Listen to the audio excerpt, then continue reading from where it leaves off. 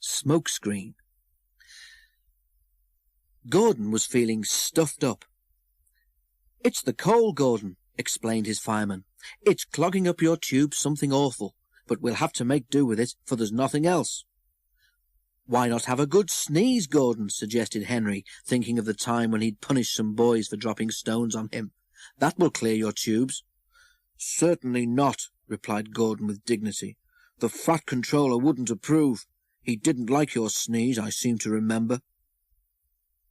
Next day, Gordon was nervous as he backed onto the express.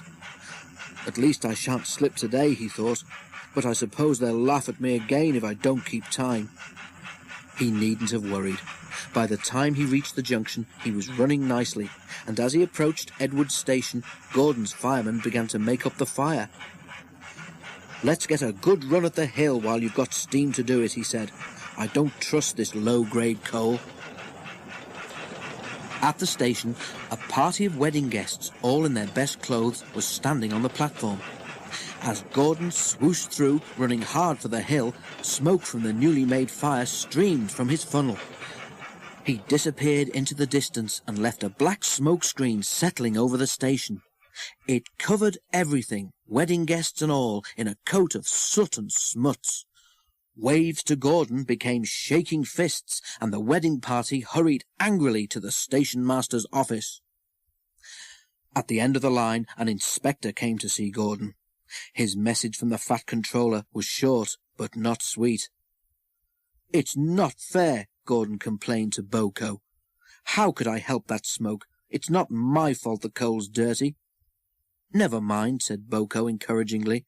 "Where would I be if I got upset every time someone called me smelly? Anyhow, soot's good for the garden, my driver says." "But not for new clothes," muttered Gordon. Gordon was extra careful on the way home, but it wasn't his lucky day. The Fat Controller had broken a journey to the other railway to apologize to the people at Edward's station. He had done his best and was waiting for another train when Gordon came by. As the express thundered through, a cloud of something flew from it and landed on the Fat Controller's new top hat. When Gordon reached the big station, there was another message waiting for him. "The Fat Controller says," announced the inspector, "that Gordon blew ashes on his top hat as he passed Edward's station." Gordon was horrified.